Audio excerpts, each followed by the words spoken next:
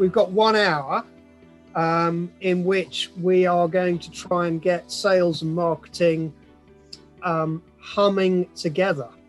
I think that would be the appropriate expression, Steve, hopefully. Steve Catchpole is an old friend of mine of more than 10 years. He's had some very senior roles within major tech firms, including the likes of Dell and Vodafone and now Redgate Software. And his job is a many-headed one to do with recognizing essentially that the nature of sales has changed markedly, really, in the last 10 years. Salesmen now need to be as much consultants and advisors at the front end as they do masters of their products and services that they're selling.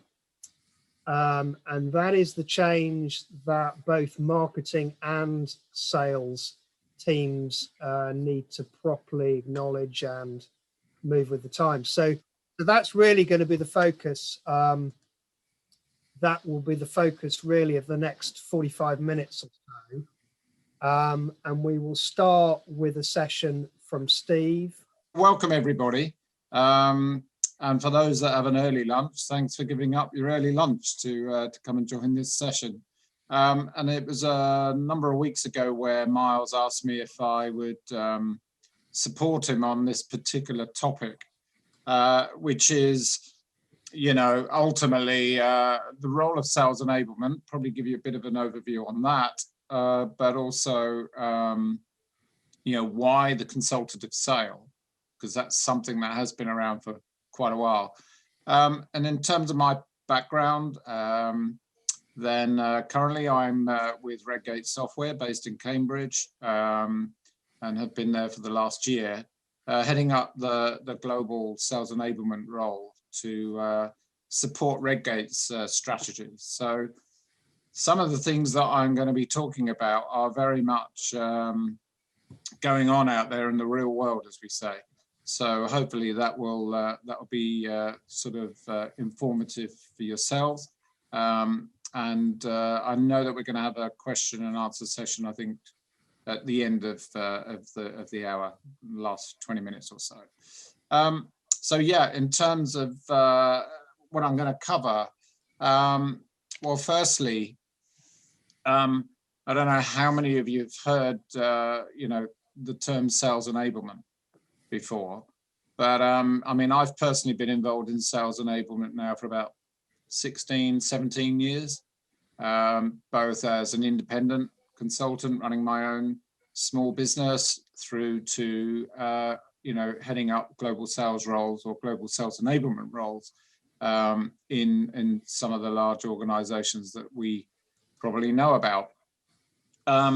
But, you know, what is sales enablement? And there are many definitions, by the way, but here's a couple for you. And funnily enough, Serious Decisions of the consulting arm of Forrester, if you're aware of that, they've undertaken some consultancy at Redgate. And one of the drivers for employing somebody like me was as a result of the strategy work that they undertook probably about 18 months, 2 years ago. So enablement, you know, certainly has a part to play these days, and this is one of the definitions. There's many of them, by the way, if you ever Google it. And the other is, you know, ultimately, what does enablement, you know, allow us to do? Well, it's putting in a number of interventions, really, that help us as an organization become more of a trusted advisor. And it also supports our strategic goals. So it's all about equipping our salespeople with the right tools, etc., to be able to have the right types of conversations with our customers. As far as Redgate's strategy is concerned, it's a growth strategy, in particular in the US, and actually with quite a large emphasis now towards enterprise. So your larger corporate organizations, where, you know, it's been identified through the consultancy that was undertaken. There's great, you know, growth opportunities. And for those of you that don't necessarily understand what Redgate does, we specialize in the world of databases, basically, creating efficiency and compliance, etc. So it's quite a hot area, you know, as you can imagine, out there in the big wide world. And a year in, thoroughly and enjoying it. It's very, very encouraging to have a clear strategy, and that enablement is aligned to that strategy. Overall, of course, our purpose is to improve sales productivity. Okay, and that comes in a number of different ways. So, what does it comprise of, and how does it relate to?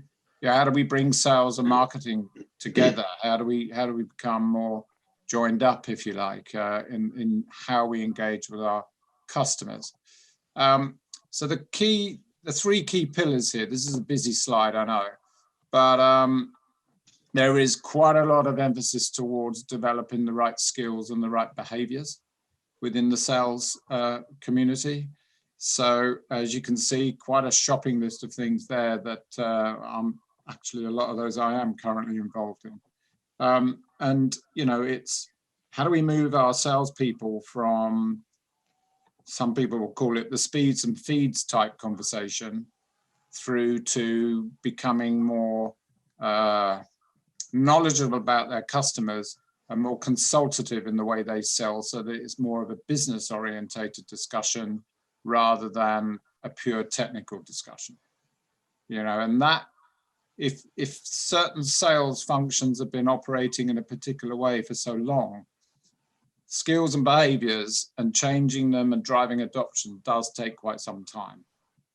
And, you know, we're well underway in this pillar, but it's still going to take quite a while before people really start to, you know, move in the right direction, in line with our overall strategy, and also in line with what our customers are looking for. Okay. The second pillar is around tools, processes, and methodologies. So, you know, we've got to get much smarter around, you know, how we manage accounts, how we develop accounts, how we grow them. And you can see there again, a lot of things that are required to support that.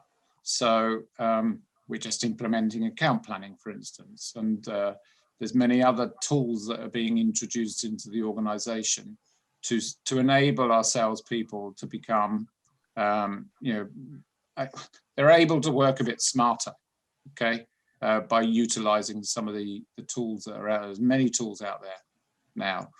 And then really the third pillar is this whole area of sales collateral and customer insights. And I think that's probably the pillar that is most related to what we're talking about today. And there's some reasons behind why it is so important to join not just the traditional sales activity up together and to move that in the right direction, but it definitely needs a bridge across to the way marketing operates, and what needs to change there so that it's a much more joined up approach overall when we're engaging with customers. Here's a typical customer buying process, okay, across the top. You know, this is our sales process aligned to it. The 57% is on average, if we're not educating our customers and we're not providing the insights and the ideas and sort of raising things that could be a potential need proactively, chances are that customers are already 57% through their buying process before they engage. And what that results in is a lot of challenges around, they've already done their homework, they've got a pretty good idea of what they want and what they need, They've probably even selected the first 2 or 3 organizations that could help them. And so it becomes a proposal stroke negotiation conversation, as opposed to having the opportunity to qualify in depth, what is going on, what are the needs of the customer, what's happening with their business, etc. It starts to minimize the amount of control, if you like, you have from a sales perspective and a marketing perspective on how you influence the customer's buying process.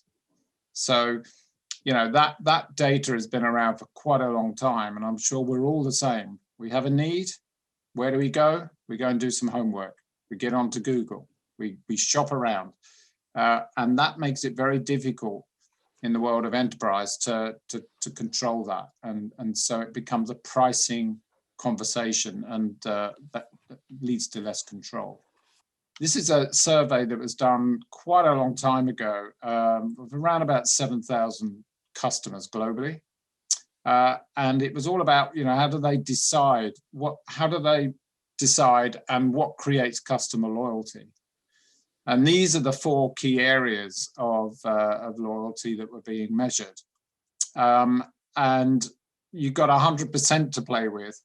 And what I'm going to do, because I'm conscious of time, is just show you the illustration of, what are the percentages that are aligned to each of these areas. So the first is the company and the brand. So, with this survey, around 19% of the 100%, was aligned to brand. Product and service, about the same. Okay. The third is around price, and interestingly, value to price, etc. It depends what business you're in, of course, but price is on average about third on the decision criteria list, typically, unless you're selling a commodity of some kind. So, for the mathematicians on the session here, we're looking at around 53% is aligned to the purchase experience. Are salespeople or organizations actually helping me overcome my challenges? Are they educating me? Are they easy to buy from? Etc. So there is quite a large emphasis towards that purchase experience. And I think that's something that we all need to constantly think about, is how do we tap into that 53% and make sure that we're doing the right things that ultimately leads to better customer loyalty. One other thing, just very quickly, is that typically now there are a lot more people involved in a buying process, especially when you're in more complex deals, or just typically in a business-to-business environment.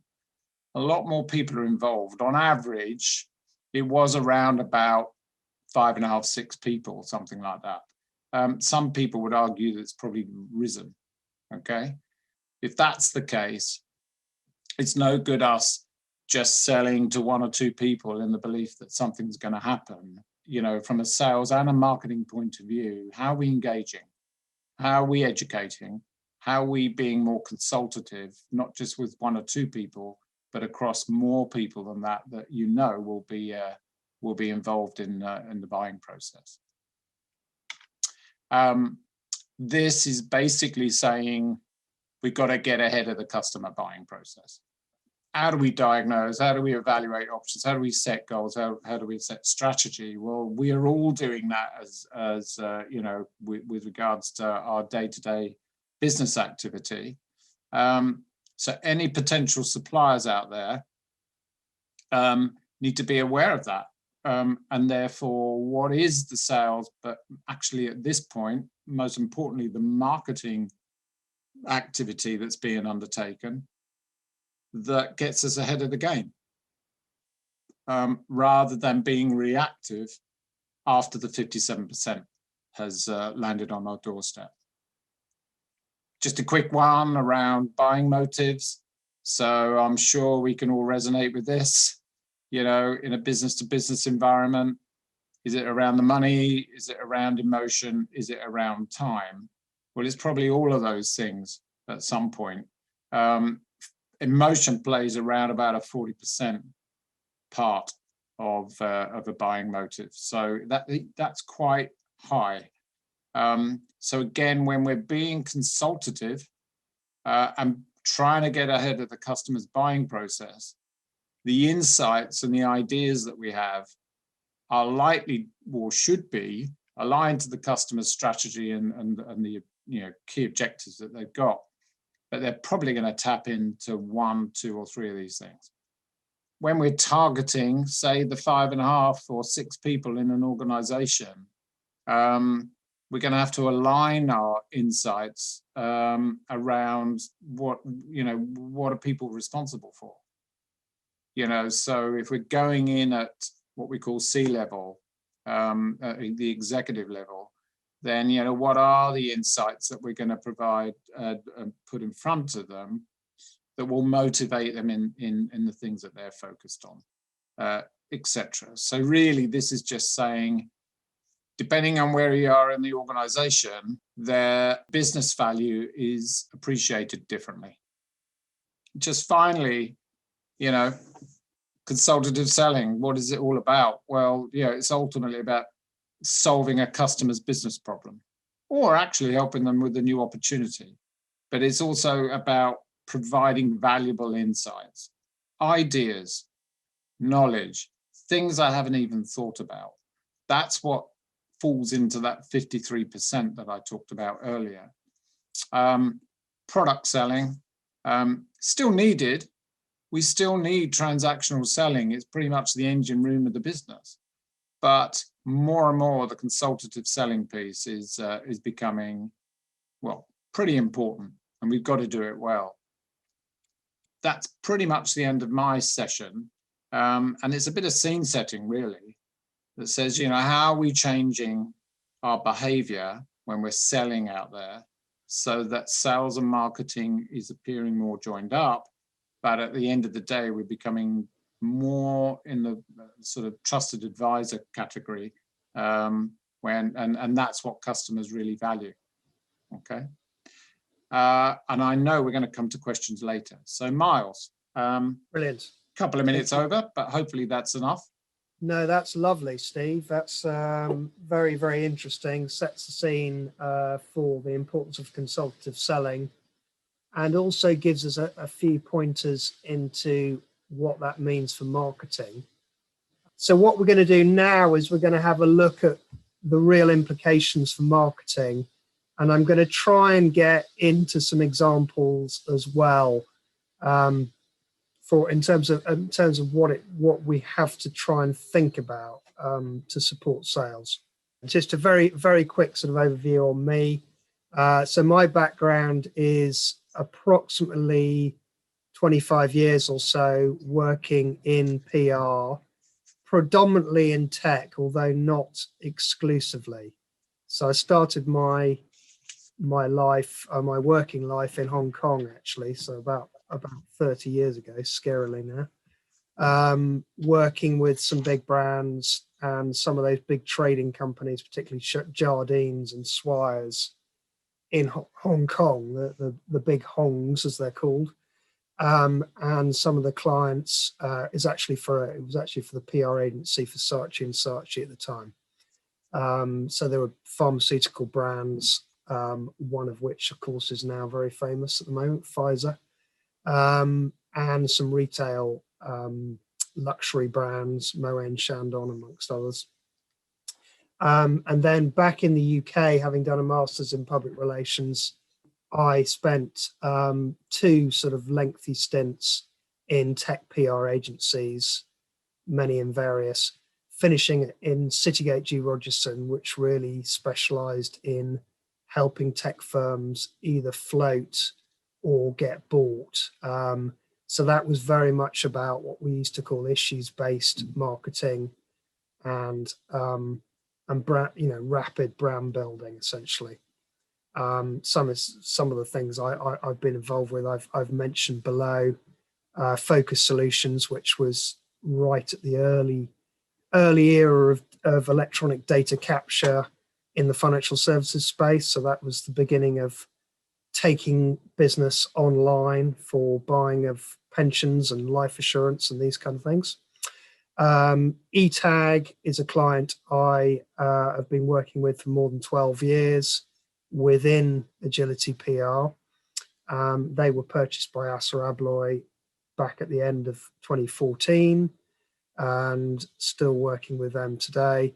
Spectral Edge, they were a startup based in Cambridge, and they were fully acquired by Apple about a year and a half ago.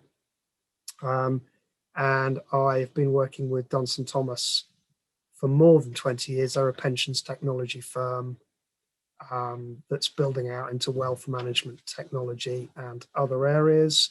And they were purchased by the AIM listed Curtis Banks for about 27 million during the second lockdown, would you believe? So yeah, that's me. And just to really push in. So really what I'm doing a lot of these days is providing content and thought leadership to support that consultative selling process that Steve talked about so eloquently. So that's, it tends to start with the markets that a particular tech firm is focused on. So going back to Steve's slide there, talking about the executive concerns, it tends to start with, the business problems that the execs are wrestling with. And they are in areas like protecting shareholder value, business, digital transformation, fulfillment, and all the rest of it, and obviously preserving profitability. But then adopting technology in highly effective manners. So really it's about getting under the skin of what these guys are struggling with and then forming the link between that and the technology offering that you've got. In other words, forming that bridge, providing insights which support the consultative selling process. And very often that will involve market research. So, we'll need to understand that audience better. Sometimes we just haven't got that insight. So it starts with designing and executing a piece of market research and then extracting the insights and presenting those insights in many and various ways. And we'll go into that. So I'm just replaying what Steve was saying in his piece about the need to educate those exec decision makers on new issues and potential outcomes, show depth of capability to support the business throughout all the layers, the management, the operational layers as well. So sometimes you need to think about multiple layers. Sometimes you build one campaign for executives, one for management, and so on. We can talk about that through some examples. But yeah, let's think about the importance of the purchase experience. In other words, positioning yourself as the insights, the ideas, the solver of customer problems, and the trusted advisor. And if we're going to do that, we're going to need to lean pretty heavily on thought leadership, insight, and content, and make sure that's lined up with the concerns that are inside these executives' heads. So executive level content tends to shake down into a few different areas. So it might well be about consumer studies, for example. So, in the case of, for example, Dunson Thomas pensions tech firm, working with the big platforms, working with people like Aegon and the Legal in General, the big pension providers, obviously providing some insight on how the pensions market is changing by literally going to consumer groups is going to be interesting content. Providing you can do that correctly, you're almost doing their work for them, because traditionally the likes of Aviva and Legal in General and what have you will be used to paying the money and getting that insight for themselves. But if they've got a tech firm that's actually helping out with that, providing different angles, giving some insights, then clearly, you're starting to set the terms of the debate. You're starting to, be literally involved in that very early stage where they're discussing how to address the market better. So business research is obviously also a valid way. So, for example, if you're trying to push into a very specific market where you need a better understanding of what the pressures are, then go to that market quite specifically and the decision makers that you need to reach and find out more. Package that into white papers, into management reports, into thought leadership articles and vlogs. By all means, push that through to webinars to get more direct engagement. You should also be trying to get good media coverage. I think any marketing campaign worth its salt that's generating this sort of thought leadership material and content, surveys, etc., really ought to be also putting that to the media and maximizing that. So for consumer stuff, that will include national business press, as well as senior management, business magazines, etc. And as a result of that, you're delivering all the things that Steve was saying you need to be showing. So you need to be showing, positioning yourself as a trusted advisor. You need to be showing evidence of competency and understanding of their pains, of their issues. You need to be perhaps projecting a vision for the future. If the world is changing in your market as a result of AI, you need to be talking about that, and you need to be addressing that. So it's very much about so basically providing the tools, the armory, the content to have those discussions at a senior level. I'm just going to give you one example of this, which I started to mention. With Dunstan Thomas, as I say, pensions tech firm, we did a series of studies with them where we looked in some depth at particular demographics. So the latest study we did was Gen X, but we also did baby boomers and we did millennials before that. So this was going to a major market research house. It was asking very detailed questions about Gen Xers, pensions, savings, investment habits, where they were on their path to retirement, what sorts of pensions they had, and what sort of level of saving they were doing. We're generating a lot of different takes on that. I think we had a total of 10 different press releases aiming at different parts of the media world. We also had a collection of great videos. So we interviewed people around the UK in 3 different cities, and we collected views and amalgamated sort of characteristics, if you like, into a selection of different videos. You can just see the snapshots there. And then we hit the world with that. And we also produced a management report, which was a downloadable item. So here's just an overview of some of the coverage and the lead magnet we produced on their website, which has had more than 100 downloads of a consumer study. And this was, definitely well received, got a lot of coverage both at national level and business and financial trade level.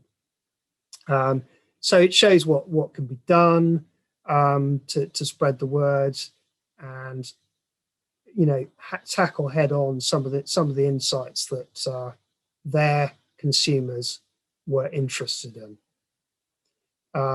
And then really going to the next level down, so on that triangle that Steve presented, going to the management level, you can do the same again, but targeting very specific people.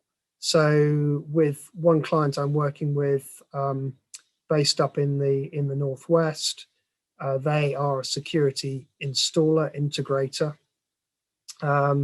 We targeted 4 different decision maker groups at management level, so in security, FM, in IT, and elsewhere, and we explored what they were actually doing. So we targeted CCTV users, so in other words, people that were running CCTV systems, to find out exactly what they were doing with their CCTV systems, what their plans were in terms of development, whether they were planning cloud-based moves, whether they were fully satisfied with the systems they had. Well, clearly this was great business intelligence for NW Security, but it was also great coverage in terms of media. And we also, of course, went to produce a management report in terms of insights. I mean, the type of content you have at management level is slightly different. It tends to be, I mean, if you read perhaps books like The Crossing the Chasm by Geoffrey Moore, he'll talk to you a little bit about the different types of content and reassurance you need to provide at different stages, both of the sales cycle, but also different levels of the organization. So the management level, it's much more about proving ROI, lowering the risk around the decision-making process on new tech, case studies, examples, third-party endorsements. It tends to be this sort of stuff, and also proving that you properly understand, what changes they're in the middle of.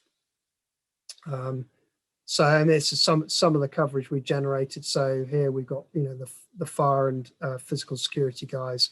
Here we're into the CCTV market as a whole.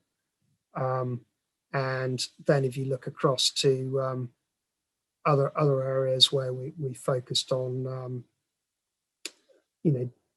different aspects associated with CCTV systems and COVID-19, obviously making people forcing a lot of change, which we also tapped into.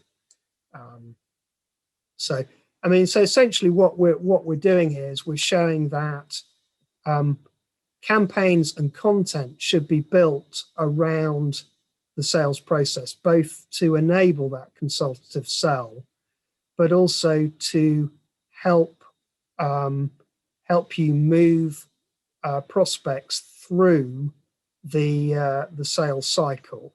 So and until essentially you're creating content hierarchies and content journeys. So as prospects get more interested in what you're offering, you're able to put in front of them the right type and the right level of content. So the idea is to build campaigns, sales working alongside marketing, to make sure that you're you're greasing this sales funnel and ensuring that you're able to pass hot leads across to sales that are properly qualified based on an understanding of their consumption of content. And just to finish off, really, I've tried to create this six-part model which shows the process of building thought leadership to support consultative selling. And it's this area in the bottom right which tends to be where the magic happens, mean, clearly you need to understand and discover and strategize. You need to understand exactly, where your market is, what their obsessions are, and how best to get involved in the discussion, get involved in that customer buying process much earlier. But it's the research and the insights that the research generates, which enables you to build a fantastic content platform, which will work at media level as well as directly with the prospects that you're trying to reach. And in that way, you're able to get conversion. Certainly, you're able to get purchase and engagement. And if sales and marketing are working well together, that will translate through to conversion. And we can go into a bit of a Q&A. One of the immediate questions I had, Steve, was, do we need to be thinking about this, getting involved in the customer buying process earlier? Do we need to be thinking about this across all 3 layers of the organization? Or is it important to think about those senior decision makers first? I guess it depends on the organization you're approaching. Yeah. Mm-hmm. So what I'm always talking about with our sales teams, and remember, we've got different layers of sales teams. So some of them are honing in on those 20 or 30 real enterprise accounts that we either want to acquire or we're already in there, but how do we expand them? We have what we call a land and expand strategy. Is that they do need to do that research. That bit that you talked about, is really vitally important. And I always talk about, do we understand their strategy? If so, then what's critical? What are the critical things that this customer needs to do in order to achieve that particular vision or goal or 12 to 18 month strategy of some kind. And because it's owned at all levels in the organization. So you'll have somebody that owns it at senior level. Say there is an IT type critical success factor of some kind, like digital transformation, as you mentioned. Then if it's owned at the top, yes, the likelihood is you may well want to sort of engage at that level, depending on the level of relationship you have. But it's just as important to make sure that you're aligning yourself with middle management and also operational, because it's the likelihood is the 5 or 6 people that are involved in a decision-making process are probably going to be across all those levels. Depending on the size of the opportunity. So it really is a multi-layered approach, not, this belief that if you just go in at the top, everything's going to be great, just doesn't work like that. So that's what we're trying to instill into our sales teams, is that, breadth and depth of relationships key, targeting new ideas and insights across the multi-layers is also key. Just wondering, Miles, how your thinking has evolved on, that subject. The one thing I will say, Liz, is this, in the last 12 months in particular, the focus on generating insight has just gone through the roof. So I've done more market research in the last 12 months than I did for the previous 3 years. Virtually every client I'm working with is doing some kind of market research. So it's either a business study, where they're really asking very detailed questions of a very specific audience, or it's that consumer level, seeking some market insights, sort of B2B to C, if you like. So that seems to, the needle has switched to the point where tech firms really do feel that they need to be providing fresh insight and not simply regurgitating what the management consultants or the people in their domain are saying. So they want to own some of that thought leadership much more, and to be rewarded, if you like, for making the effort of really getting under the skin of what's happening out there. I mean, obviously with COVID, there's been so much change that we're desperate for information about what the new world is likely to look like. So it's not that surprising that we're all reaching for market research. And it's great that your reaction is to pick up the phone and get a lot closer to your prospects and customers and find out, how they're navigating it, and just have those conversations on a, business to business level, because surely it's about, as well as consultative selling, it's about relationship selling now, and building that trust both through providing the insight, but also, being there as a sort of, as a colleague, as somebody who can actually share a problem and puzzle through a problem. And all the content really is doing is saying, we're ready for those conversations. We're adding to them, and we're providing new insight, but we're basically in listen and we're in dialogue mode. And here's the proof. Here's some of our latest thinking. Here's some of our latest insight. So it's really just stimulating that deeper dialogue. That's what I see PR doing now, or should be doing. Not just getting coverage for the sake of getting coverage because it looks good and the chief executive feels happy because he's in the Telegraph, which is where we probably were, 10 years ago or so. So gradually we're getting there. Gradually we're getting closer to sales. I don't think we've entirely bridged the gap, and I think it takes people like Steve who are, I see the sales enablement role as a really important bridging role, and there's just not quite enough of it. I think there's too much marketing and PR sitting in one camp and sales sitting in another. And business development potentially has a role in bridging as well, but rarely manages it. So I think sales enablement is a fascinating area. That's really why I wanted to get Steve involved, because he is training more than 120, 130 sales guys on how to do this. And then he's going to have to turn around and frankly, he's going to have to train his marketing people on how to support them better. And the good news is that, we operationally, we've got what we call field marketing support. So where we've identified certain clients that we really, really want to do get ahead of the buying process and start influencing and advising and guiding, etc. It is done with the support of field marketing. And they are talking this language.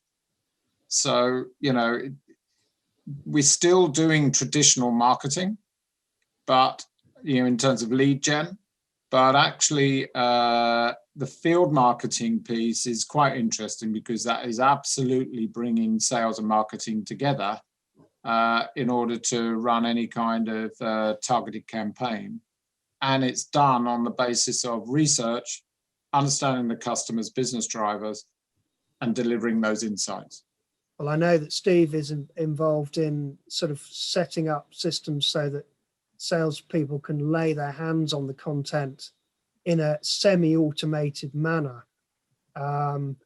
Steve, so talk me through that tech slightly. That sounds interesting, the sort of content management side of it. Yeah, so there is, and that is also going to, I think, act as a bridge. But there's technology out there now that, it's been around for quite a while. But if you've heard of companies like Seismic or HighSpot, Showpad, they are all content management platforms that integrate with, the likes of a Salesforce, for instance, customer relationship management tools.